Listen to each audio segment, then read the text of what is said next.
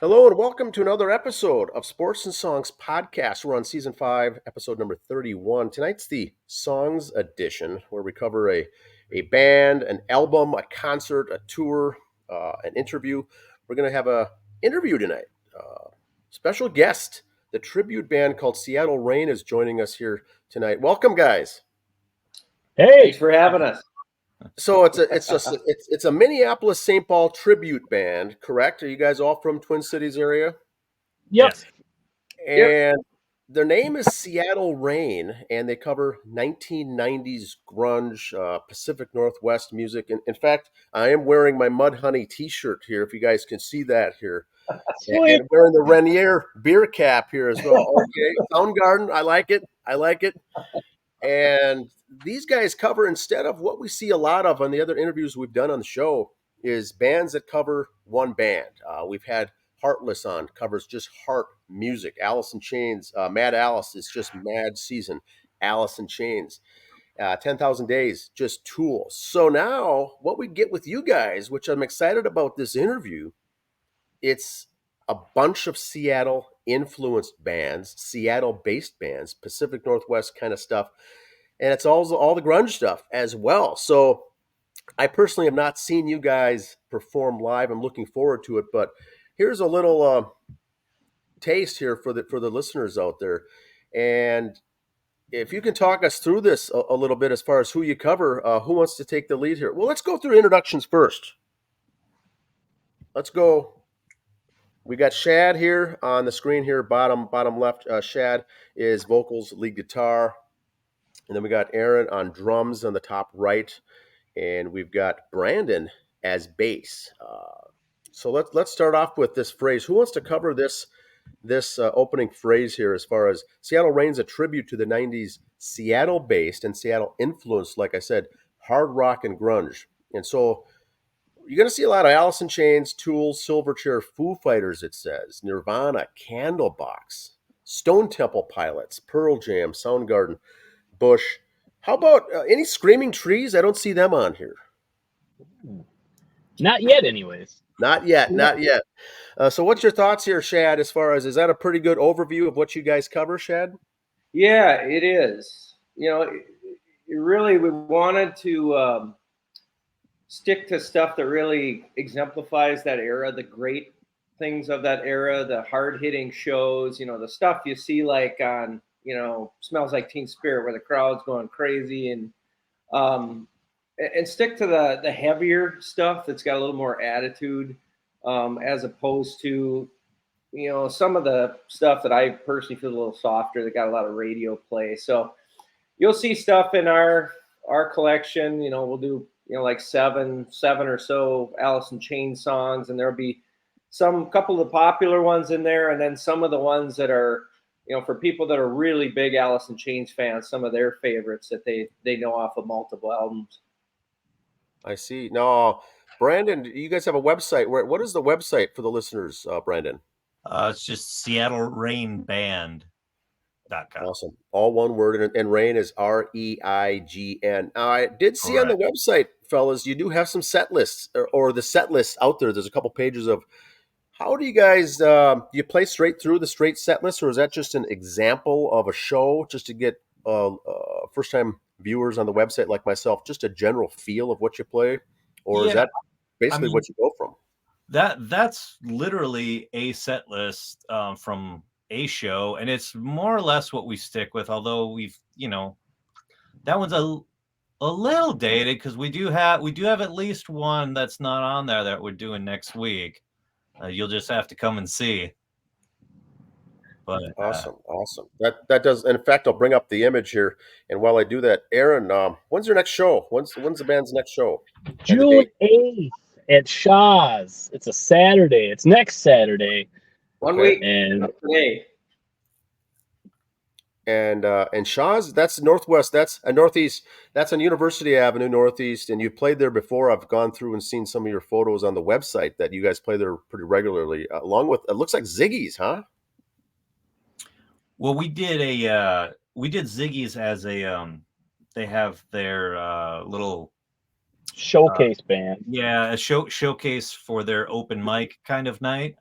So they'll do, essentially you have to sign up in advance for an open mic kind of deal, and then they'll do a showcase band for 30 minutes and just let you play a full set. And so we played that. But no, we do Shaw's a lot. They're really good to us there, and they really like us. It's a good hang, and I mean, it's right down the street from my house, so I love that. Oh, perfect. And how long? Sorry, how long is a typical set? Your set list on a typical show when you're playing at a band? Like, for instance, the Shaws, is that a 2-hour show? Is it an hour and a half, 90 minutes? We're usually planning for 4 hours. Because that show is 8 to 12. Okay, really? And then with an intermission, right? Yeah, we usually do 3 sets of about an hour, a little bit over an hour. That's awesome. And no opening. There's no opening band then if you do the full 4-hour set, right? Right. And just to back on the where do we play how often? Just a little backstory on the band. Since Aaron joined the band, Aaron joined and we played a couple shows, and then he had shoulder surgery and went through a few months recovering from that. And then since then we've played a few shows since we've been back, but to be honest, we haven't started marketing the band at all yet.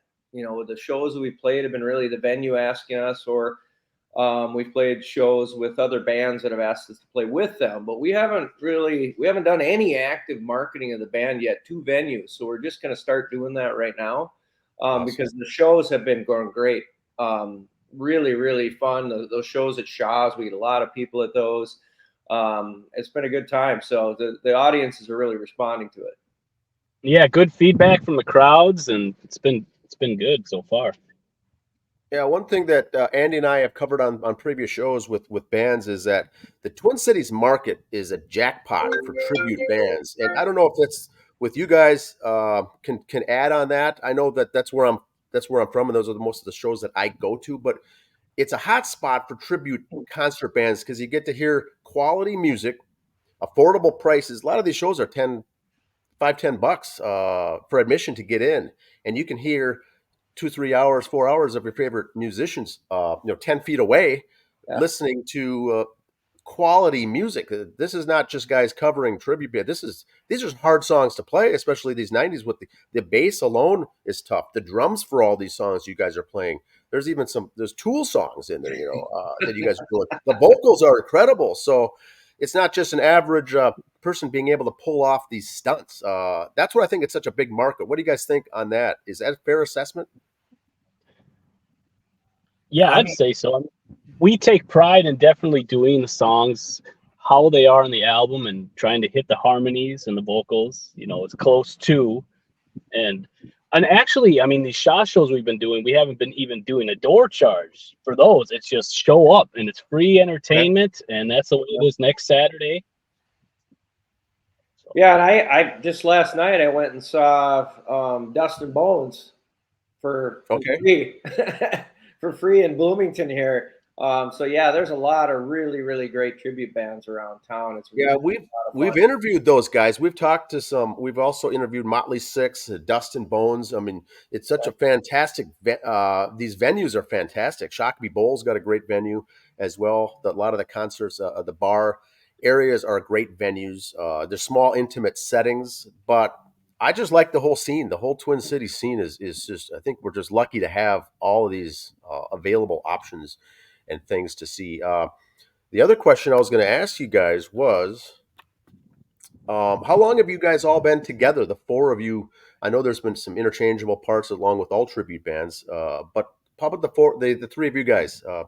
Sorry, I saw the screen, 4 of us, but it's 3 of the band. Sorry. You can join. Yeah. How long has it been now? Well, Aaron, what was that? Just October you came in? Well, October I had the surgery, so I think it was about May. Yeah, okay. Yeah, so April or May. 3 of us. Yeah, it's a fun thing. How about let me run it by Brandon here first. as far as being in a tribute band, a lot of you guys, I'll say you guys because that's the case, is that they're in typically multiple tribute bands, and you do that as almost a full-time job, or you're working a regular full-time job and trying to fit this in on the weekends. It's a tough lifestyle. Can you go on a little bit about what it takes to get where you guys are at? I mean, it's 24-hour job essentially.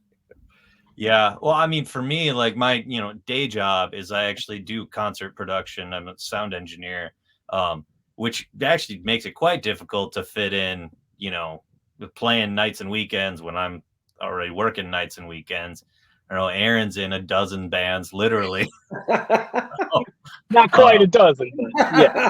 But I mean, for all of us, this is a passion project for Yeah. sure. And so like we make it work, Yeah. It's not easy, but and I think, Aaron again plays in a bunch of bands. This is pretty much the only band I play in. I have been covering for another band recently, but like this is pretty much like the one thing that I've got going. So And Aaron, like you said, you play in so many other bands. We've interviewed with others as well that play. It's very common to play in 5 different bands. And then the question that we ask is, when you show up that night, you got to get your mindset squared away for just that focus, because you're practicing, rehearsing, and learning all these 5 different bands, and now you got to focus on just one.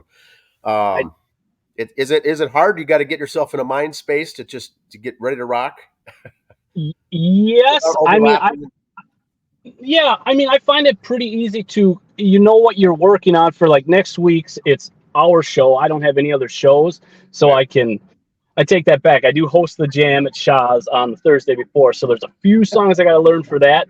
But my work, where I'm standing all day doing manual labor 8 to 4, but it allows me the privilege to listen to tunes almost the whole time, so I really can lock in and learn these songs. So I see. It's really cool, actually. How about you, Shad? How many other bands are you in, or do you have a full-time job on the side, or as a full-time gig? How does it break up your time, your personal time? Seattle Rain is the only band that I play in, because I it's a passion thing for me. I play for fun. There's been, I've been asked to play in other bands and, play lead guitar or sing in other bands. And it's just, I don't have the passion for it. This is what I have passion for. So I focus primarily on this. And then I have a lot of fun playing with, Aaron and a bunch of other local musicians at the weekly jams. I'll be with Aaron at the Bumpin' Uglies thing at Shaw's coming up here this next week. And then we get up to Route 47 for the Mad Mike's jam. And then there's a good one over in Wisconsin at Ziggy's. So I, focusing on Seattle Rain and doing those weekly things keeps me pretty busy as far as music goes. And then as far as, day stuff, I've worked in the advertising agency for over 20 years. So, okay. Yeah, it's a tough thing to do. And the nice thing about you guys in the tribute scene is that no one's in it, to get rich fast. It's you're not going to make money doing what you're doing, but it's all because of the passion. And I think that shows when viewers like myself go to the show and you see the passion come through. You're not just going through the motions. It's what you really love to do, and that's what shows. I think that's why it's such a great thing, because you're doing it all because you want to. It's the passion, and I think that's what shows through when you're on stage. You can tell. And that's my favorite compliment from the crowd. Is like, I could tell you guys were really into what you were doing, and to me, that is like, it's nice to get paid, but that is what I like to. That's what I play for. I have the passion, and for people to see it and hear it and feel it, it's really awesome, special thing. Yeah, because we can see you guys out there. When we're playing, we can see you guys when you're really getting into the music, and we feed off that, because that's kind of what we're there for, to play the music that we love. And when we see other people just appreciating, the focus and the effort that we put into it to do it as well, as good as we possibly can, when they respond to that, it's fantastic. That's why we do it. Yeah, it's fun, and it's the connection then as well too, post show or at the intermission. I mean, most of the band members are right there. They're available to chat to, talk to. It's not like going to a big rock concert where they're playing 70 dates of the exact same show, and you're paying big bucks to sit in nosebleed seats. You're very accessible as these local bands. Now, how about when you guys get up and running full bore with the full throttle, however you call it? Are you guys going to be doing some maybe any shows up in Duluth, the Tribute Festival up there, the Minnesota, the Star Tribune, the Trib Fest tribute? I mean the Tribute Festival, not Star Tribune. Sorry, but we've talked to Mr. Zero, with Kissin' Time and some of these other shows that play there at the Music City, Cafe for Trib Fest. Are you going to be interested in doing shows like that? Go ahead. Anyone can take it. Yeah, I'm with that one. Yeah, we're pretty, we're pretty open to, anywhere we can play a good venue to a good crowd. We look at our schedules because, with our schedules, it's sometimes hard to fit something in. But anytime there's a great opportunity to play, whether it would be something up at Duluth, a Tribute Fest, or whatever, as long as the three of us, talk about it and we think, our schedules allow it and we want to do it, we'll play any of those events. Yeah, that's fun. That's fun stuff. I've done the Music City event at the Music City, what's it called? Cafe, at the Minnesota Music Cafe. Yep. Not the Duluth one. We've been trying to get up there. Andy and I both have been trying to get up there one of these years to spend a weekend up there and just listen to all the shows, because that's just a blast, I guess, as well. And the other thing we have when we talk to tribute bands is the costume and the outfits. When they're going after a band, when you're doing just a one band, it's easy to kind of fit and mold into what they typically wear. You guys are doing so much, so it really doesn't come into play. You just throw on a T-shirt, you're good to go. Does that make it actually easier? That kind of is the costume for what we're doing. Yes. Right? Yeah, exactly. Yeah, you've got the Cure. I see Iron Maiden right here for grunge. It makes it easy. There's no makeup. There's no outfit costume to get into. I've seen the Maiden Minneapolis show, Iron Maiden tribute, and Megadeth show. I've seen some of those other shows, and it's good. But there's all this. There's some sort of, not theatrics, I guess, involved, but the show and putting on the theme to make sure it all fits with an actual show that you see. But here it's on a T-shirt. You got the Cure T-shirt on there, Soundgarden. It's fun stuff because it's easy. You're up there playing. You're not looking to resemble someone or fit into a mold, I guess. And that was kind of the attitude of the grunge, right? It doesn't matter what you look like, just throw some on and let the music rage, That's why the grunge took off, because they were not trying to please other people. They were doing it for themselves. And that's the thing I liked about the scene when it took off. And I got into it actually later and learned about it and really respected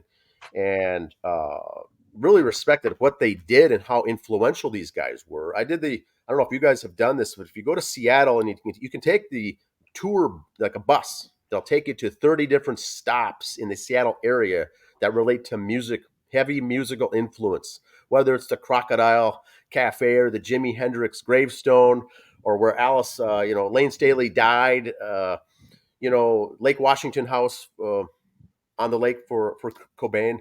It's a lot of stuff like that, but I think there was 25 to 30 stops on this bus you can pay a ticket for, and they'll hit all the spots, and they'll take you to the spot where all these things actually happen. It's amazing. That's neat. It's just amazing. One time I drove out west just on a road trip random, and I ended up in Seattle, and then I'm like, why not go to Aberdeen, and kind of see where Nirvana. Oh, yes, that's a big so spot. I personally got to drive just with myself and check it out. It's come as you are, and there's the various, the Kurt Cobain bridge and whatnot. But it's interesting to see some of that stuff. Some of the shows, where the studios, the Bad Animals Studios, is an actual stop right there where Heart, Foo Fighters, Soundgarden, these guys all performed and recorded. It's just amazing, but it's good stuff. I really have appreciation for that whole genre of music, going back to Andrew Wood with Malfunction and Mudhoney and all these guys that did so much. And the fact that they were all it's a very tight group, that they all did things with each other and overlapped with some of their musicians. They weren't just individual isolated bands, but they did a lot of overlap. Yeah. Fun stuff. Fun stuff. One thing that I'll add about, we're talking about the look, the costumes, and that sort of thing. One thing we do in Seattle Rain is you'll see subtle nods to artists in our show. I play a lot of or several different artists' guitars. Like the Nirvana stuff, I play Kurt's guitars. Nirvana stuff. When we play Alice in Chains, I have Jerry's Blue Dress guitar with the girl on it that he played, the same guitar he played during the Dirt tour. So you'll see visual nods to that. Also, just the style, the mannerisms, and things we do when we're playing certain artist stuff. A lot of us, and I know I personally try and emulate the artists that we're playing, the style the way they play guitar, the way they address the audience and everything. So you'll notice when you come to our shows that I'll kind of change when we go from doing Nirvana stuff to Alice in Chains versus Tool and that sort of stuff. You'll see a change in the delivery. I like it. We probably can't see it on the drum side, Aaron, in the back behind the kit, or maybe a little bit. Well, you can feel it like when it's Nirvana and Grohl time, it's like then it's freaking the caveman laying it down, try to just emulate the style of each player a little bit. And when it's Alice in Chains time, then it's Sean Kinney, just smooth and solid, and he does it. The best I can do back there. Aaron does it because I notice it when I look at him when we're playing. He changes his style. You guys are locked in, okay? Aaron, you pull off a little Ben Shepherd then too, and you play the different bass as the bands come up. How they play, or you're still playing your same style on bass? Yeah. Well, for the most part, there's always with the bass player, are you a finger style or pick, right? I mean, a lot of this stuff was played with a pick, and so I do for authenticity. And some of the stuff I'll play with the fingers, even though it was played with a pick, but I can get the right tone. Gotcha. But for the most part, I try to match what they did. Like with Alice in Chains, it's kind of, all the early Mike Starr stuff was mostly finger picking, and then you got when Mike Innes came in, it was all pick. So it's and you can hear it in the songs. It's oh yeah, that's definitely a pick. So I try, and tonality too, whether I Spectre for the Alice in Chains stuff. So. Yeah, you're right, because the 90s, the other thing I wanted to bring up here before we wrap up is the 90s also with Soundgarden, Alice in Chains, they're down tuned. And so you've really got to deal with that then as well.